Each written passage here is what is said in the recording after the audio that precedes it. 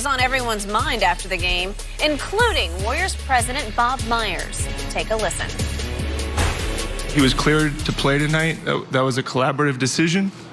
I don't believe there's anybody to blame, but I understand this world. And if you have to,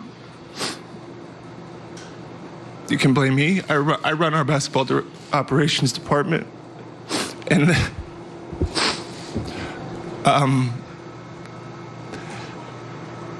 let me tell you something about Kevin Durant. Kevin Durant loves to play basketball, and the people that questioned whether he wanted to get back to this team were wrong. And I'm not here to... He's one of the most misunderstood people. He's a good teammate. He's a good person. It's not fair. Strong words from a clearly emotional Myers. Shannon, what do you think? Is anyone to blame for KD's injury? Hell yeah. And Bob Myers couldn't even shed real tears. I've heard of dry shampoo, but I've never heard of dry tears. He couldn't even muster a tear because it was reported, Skip, the organization felt that Kevin Durant was not as injured as he said he was, and he wasn't fighting as hard as he needed to get back on the court. It was also reported that some of his teammates felt that Kevin Durant wasn't pushing to get back on the court. Here's Bob Myers saying Kevin Durant loved to play the game of basketball. Now, I want to know who in the organization, Skip. Was it the secretaries? Was it the custodians? Or was it the people that do the meal service? I need to know the people in the organization because it said people in the organization. It said teammates of his. Question. Really? Hold on, what the hell is this? This is not a DJ Khaled or our album or a collaborative issue. This is why players do not trust team doctors. Because at the end of the day, what are they, Skip? They are team employees. And it's big on their resume. Because if I'm a team doctor and someone wants to bring their child, a son or daughter, if he's good enough to be the doctor for Kevin Durant, Steph Curry, Klay Thompson, well, he's damn sure good enough to be a doctor for my son or daughter. Skip, this is bull jive. And you and I, we talked about it from the very first time it happened. I say, Skip, I've never seen anybody put ice on a calf injury that low behind his heel. I say, look, I don't have any inside information, but I've seen enough Achilles tear up close and personal. The first thing the guy does is he looks back. And I remember in practice, a guy tore his Achilles. He asked me, did I kick him? Did I trip him? I'm like, nah, man, I ain't trip you. That's what Kevin Durant did, Skip. He looked back. He didn't grab his calf. He looked back because he thought P.J. Tucker kicked him or P.J. Tucker tripped him. And then for Steve Kerr to say after the game, the doctor said he couldn't hurt it any worse than he already was. Skip, if that's not malpractice, I don't know what is. Because the man had a slight tear in that Achilles. I don't care what they say. Skip, this is wrong.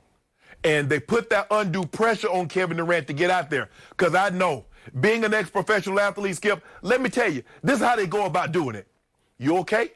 How far along are you? Because, man, we could sure use you out there. Just your presence. Man, you know how those guys rally around you, man. Man, you can bring these guys together, man. If we, KD, boy, if we could just get you out there, we don't need you to be your normal KD self. Just your presence. And watch how the guys pick up. That's how they put that pressure on you. But this is why, again, Kawhi Leonard went outside and got independent doctors to tell him, say, nah, bruh, I don't know if Kevin Durant went and got independent evaluation, but he should have. This injury it might have happened, Skip, say 6 months or a year down the road. This injury should have never happened last night. Kevin Durant, I don't care what anybody says, Kevin Durant should not have played last night. Okay, let's go back to the start. The Warriors said from the start it's a calf strain. That was the official report, and Steve Kerr stuck by it at every press session, media session he did. It's a calf strain. Nothing about the Achilles tendon, though you and I initially thought it's got to be an Achilles injury. And every time we saw Kevin with ice bags on, they were way down low on the ankle where the Achilles attachment is. Achilles attached to the heel, yes. Okay, so let's take the party line. Let's just say it was a calf strain. If that's the God's truth, then what happened last night had absolutely nothing to do with the calf strain, because I know enough about Achilles and calves that one does not lead to the other. That if you have a calf strain, it does not make your Achilles more vulnerable. The only way your Achilles is vulnerable is if it is compromised in some way. If it has been frayed, or if it has what they call micro tears in it, you can see it on the MRI. You can just see the little white dots that it's got small tears in it. Maybe it had even a significant tear. I don't know.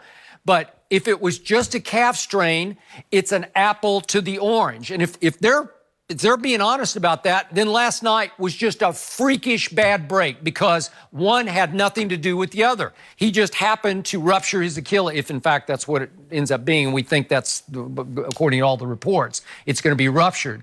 If he ruptured it with a calf strain, then one did not lead to the other. It was just a horrible break for Kevin Durant. But if they knew, to your point, that the Achilles had any sort of even the most minor injury, it is vulnerable. And if you go back and you try to protect it or you favor it, it can go like that. It is a ticking time bomb. So to me, the shock to me of the night was that if you watch the pregame warm-ups, Kevin looked like he was 100% healthy in pregame. He was just doing a solo warm-up. He was moving and grooving. He was pushing off on his jump shots. He was powering to the rack and slamming it and jumping hard off that bad leg. And I was like, man, if that was just a calf strain and he looks that healthy last night, now I'm starting to wonder, why didn't you play in Game 4? Right. You know, there you go. Okay. Now you talking, Skip. Okay. Now you talking. So it was shaking me up, because that's why that point spread plummeted last night. You know, by about 2 full points by game time. Well, in fact, it went more. You know, it went 3.5 plus 1, because by game time, Golden State was favored by a point, and it opened at Toronto minus 3.5. So the betting public, Vegas, they're on Kevin Durant because they think he's completely healthy. And they were right for a little while. And again, they were right in the end, just because I guess it was a push. But the point was, no, they're favored, so it was a push. So the point of this is, I don't know. Did he have some Achilles, even what you'd call a minor Achilles injury, where it was just micro tears, and he felt pressured because DeMarcus rushed back, and then Clay rushed back, and then Looney rushed back, and Iggy had rushed back, right? They had all rushed back. It's desperate straits. You're down 3-1. And he says, well, okay, my Achilles is a little compromised, but maybe I can muddle through this. Maybe it'll be okay. And by all accounts, they signed off on it. And then Shannon, he had to sign off on it in the end, right? Did he feel pressure to sign off? You know? Skip, exactly, because they kept putting that pressure on him to begin with. Skip, the one thing we know about Kevin Durant, what does he hear? Everything that's being said about him, be it social media, be it on television, be it on radio, in the newspaper, he hears everything. So if this is coming from my organization, but for Skip, you look at Bob Myers. Did you see a tear? No. Did you see any resemblance of a tear? No, but... If you want to blame someone, blame me, because I'm the president of basketball operation. You're also probably one of the ones... Look, when we hear things that come from the organization, it's coming from head coach, it's coming from general managers, president of basketball operations, Skip. That's who's doing the speaking. They're not going around asking no secretaries, no custodian, no meal prep what's going on. And the players, they put that pressure because you mentioned it. Clay got back out there with a hamstring. Kevon Looney got out there with torn cartilage, which I played with. Andre Iguodala. DeMarcus rushed back from a torn quad. Okay? Okay? Now, here he is. He's trying to rush back to a piece. And Skip, here's the thing. You know how this works. You've covered this game far too long. It get to a point where the guys actually see themselves, because you spend so much time with the guy next to you, You see that guy's your brother. You see that guy's your family, and you don't want to let him down. I don't want to let Sterling Sharp down. I don't want to let Libby Sharp down. I would do anything to get back out there and to help them. Kevin Durant says, man, you know what, you're right. Let me give this thing a go. Against his better judgment, Skip, I don't know if he got a second opinion or a third opinion, but I can tell you what, when guys normally have this kind of money, this is why they go outside and get second and third opinions, because at the end of the day, that team doctor works for that team. And his bread is buttered by that team. He doesn't work for Kevin Durant. I need to go to someone independent that has no dog in the fight. Because if I got a dog in the fight, you damn well better believe I want my dog to win. So it was interesting last night in telling that Steve Kerr would not touch this when he addressed the media. He kept saying, I defer to Bob Myers. He'll handle all this. So Steve Kerr had no opinion on whether he should or shouldn't have played. And But Skip, hold on. Wasn't it Steve Kerr that says, you know, he's going to give it a go? He's very close? Oh, he's going to do this, he's going to do that. Now, all of a sudden, you want to turn everything over to Bob Myers.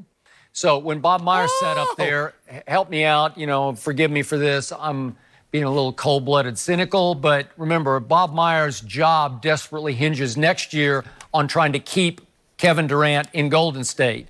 So he's going to cry fake tears, maybe, exaggerated Crocodile tears. Yeah, he's going to do like that. And then he's going to say, he's the most misunderstood person. Yeah, we get all that. But I don't know. I think Draymond understood him pretty well when they got into it on the bench last November in that Clippers game, right? Well, Bob Myers has the perfect job because he could not be an actor. Because the thing that all actors can do is cry on command. And he couldn't even get up there after having hours to muster it up. Go to the harshest thing that's ever happened in your life. Because that's what actors say they do. They go to that moment that's most painful there, and the tears just flow freely. He couldn't even get to that point, Skip. Okay. So now to Kevin's looming free agency. Will whatever team still give him the max? Sure they will. Hell yeah. Will they just say, okay, we'll put him on the shelf for maybe a year? It could take a year. It took DeMarcus almost a year to get back from his, right? Basically, he got hurt in January. He came back in January. So basically, it was a year. Okay. So that's what you're looking at, Kevin Durant. You're looking at Kevin Durant sometime or probably around 2020 season. Not the first part of 2020, the next part of 2020. Yeah, would the Knicks or the Nets or the Lakers or the Clippers take a shot? Sure, they're going to take a shot and give him the max because they'll say, we'll put him in mothballs for a year and then we'll have him for 3 more years after that.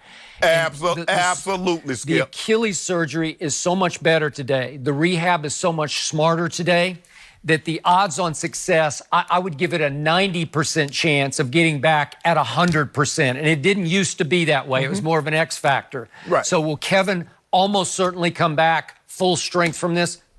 Almost certainly he will.